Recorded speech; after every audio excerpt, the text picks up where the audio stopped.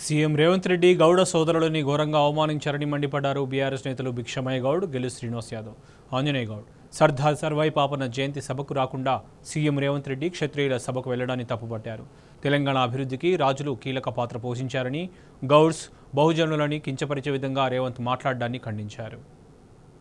సర్దార్ సర్వాయి పాపన్న జయంతి ఘనంగా తెలంగాణలో జరుపుతూ ఉంటే దానికి ముఖ్యమంత్రి రేవంత్ రెడ్డి గారు 10:30కు వస్తా అని చెప్పి టైం షెడ్యూల్ నిర్ణయించి ఆ టైంకు వస్తారని చెప్పి గౌడ సోదరులందరూ పెద్ద ఎత్తున బాజా భద్రతలతో పెద్ద ఫ్లెక్సీలు పెట్టి ఎదురు చూస్తూ ఉంటే సీఎం రేవంత్ రెడ్డి గారు అక్కడికి రాకుండా మమ్మల్ందరినీ కూడా అంటే గౌడ సోదరులందరినీ మరి అవమానించిండని చెప్పి ఈ సందర్భంగా నేను గుర్తు చేస్తూ ఉన్నా.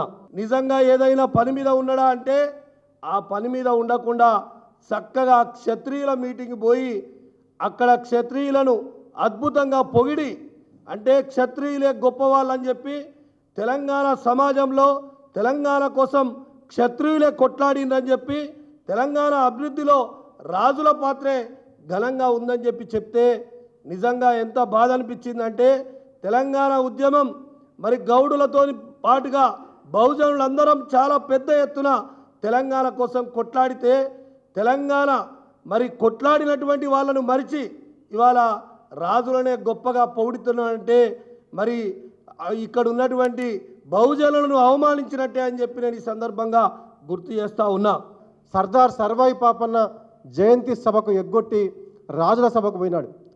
రాజుల సభకు పోయి సీఎం రేవంత్ రెడ్డి గారు ప్రభాస్ను, కృష్ణన్రాజును, రామ్ గోపాల్ వర్మను ఆకాశానికి ఎత్తి పొగుడుతూ ఉన్నాడు. నీకు రియల్ హీరోలు కనిపించినారు కానీ Revanth Reddy real hero, Telangana real hero Sardar Sarvai Papanna ఎందుకు కనిపించలేదని చెప్పి ఈ సందర్భంగా సీఎంని అడుగుతూ ఉన్నాం. నీకు తెలంగాణ ఆత్మ లేదు, తెలంగాణ సోయి లేదు, తెలంగాణ సామాజిక వర్గాల పట్ల మమకారం లేదు. నీకు తెలిసిందల్లా నీ ఒళ్ళు నిండా అహంకారం, నీ నాలుక నిండా విషం తప్ప నీకు ఏమాత్రం కూడా సామాజిక స్పృహ లేదు అని చెప్పి నిన్న నువ్వు ప్రవర్తించిన తీరుతో తేడతెల్లమైంది. సర్దార్ సర్వాయి పాపన్న గౌడ్ విగ్రహాన్ని పెట్టడం కోసం బీఆర్ఎస్ ప్రభుత్వం అప్పటికే జీవో ఇచ్చింది. దాని వైపు నీ ప్రభుత్వం ఎందుకు అడుగులు వేయడం లేదు?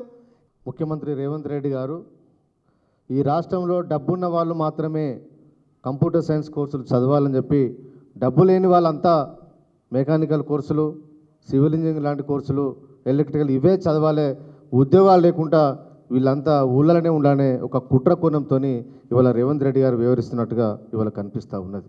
కంప్యూటర్ లాంటి కోర్సులు చదవద్దు, బడు బలహీన వర్గాలు, పేదవాళ్ళు, ఆర్థికంగా లేని వాళ్ళు మీరు ఇక్కడనే ఉండాలి, కూలీనాలు వేసుకోవాలి తప్ప మీకు కంప్యూటర్ కోర్సు చదివే అర్హత లేదన్నట్టుగా ఇవాళ ఈ రాష్ట్ర ప్రభుత్వం వివరిస్తూ ఉన్నది.